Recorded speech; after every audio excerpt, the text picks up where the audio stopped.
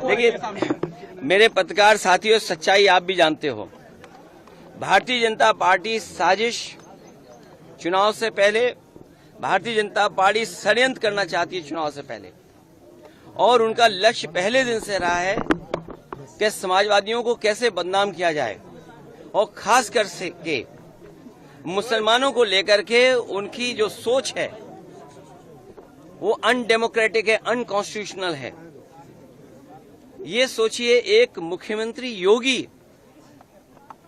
तो इसका मतलब ये है कि अगर कोई योगी अगर वो लोकतंत्र पर भरोसा नहीं करता है और कॉन्स्टिट्यूशन पर भरोसा नहीं करता, वो योगी नहीं हो सकता है। मैं 3 घटनाओं का उदाहरण देना चाहता हूं आपके सामने। पहली घटना हाथरस, जिसमें एक साधु संत के कार्यक्रम के लिए परमिशन के लिए भारतीय जनता पार्टी के विधायक और नेताओं ने लिखा था, लेकिन जो प्रशासन को काम करना चाहिए था, उस जिम्मेदारी से सुरक्षा और उन चीजों का इंतजाम करना था, वो नहीं किया, जिसका परिणाम ये हुआ कि बड़ी संख्या में लोगों की जान चली गई।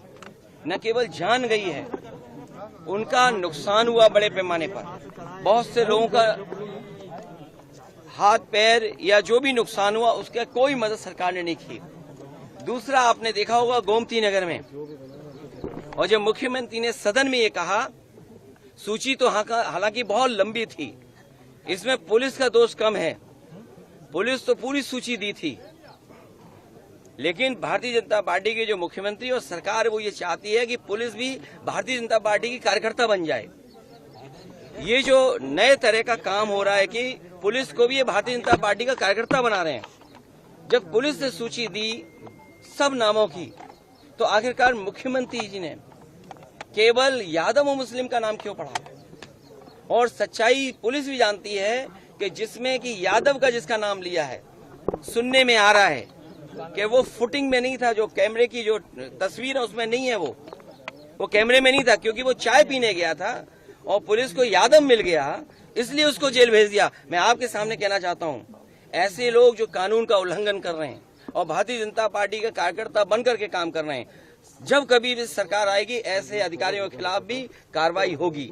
और तीसरा उदाहरण, अभी रुक जाइए, तीसरा उदाहरण अयोध्या का, जिसमें कोई पॉलिटिकल पार्टी, अगर समाजवादी पार्टी ये बात कहती है कि डीएनए टेस्ट होना चाहिए, कैसे मुख्यमंत्री हैं ये, इन्हें कौन राय दे रहा है?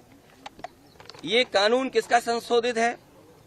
ये इन्हीं का संशोधित कानून है 2023 का, जिसमें ये कहा गया है कि डीएनए टेस्ट होना चाहिए अगर 7 साल से ज्यादा किसी की सजा का कोई प्रावधान है तो क्या गलत मांगा? और उनके परिवार के लोग कह रहे हैं, और वहां भी पुलिस सच्चाई जानती है, हमारे पत्रकार साथी भी जानते हैं सच्चाई। वहां की पुलिस जब बीजेपी के इशारे पर और वो सच्चाई से अगर काम करना चाहते तो उन्होंने क्या किया? उन अधिकारियों के खिलाफ कार्रवाई कर दी। तमाम अधिकारी ऐसे हैं जो कह रहे हैं कि हमें तो नौकरी बचानी है, हम क्या करें? हम टेंशन में आ जाएं कि हम भी सर मार दें किसी आदमी के सर पे। आपने देखा नहीं बनारस में क्यूटो में क्या हुआ? अधिकारी पे इतना प्रेशर, इतना प्रेशर, इतना प्रेशर कि वो आकर के सर मार दिया उसके व्यापारी के। सोचिए आप, इसमें तमाम ऐसे लोग हैं, आप अकेले में बात करना कितने प्रेशर में जीवन जी रहे हैं। ये जो भार है इनके पास, मेडल, बैनर और ये तमाम लैनियार्ड और नेम प्लेट और तमाम उसके अलावा ऐसा भार है इनके ऊपर, ये काम नहीं कर सकते, न्याय नहीं दे सकते। और उसका परिणाम ये हुआ कि भेदभाव कर रहे हैं, और ये भेदभाव इसलिए कर रहे हैं कि इनको हर जगह राजनीति दिखाई दे रही है, वोट दिखाई दे रहा है। ये कितना भी कुछ कर लें, अब जनता को इनसे कोई उम्मीद नहीं है, और जब उम्मीद खत्म हो जाए किसी पॉलिटिकल पार्टी से तो समझ लेना उनका सफाया होना निश्चित है।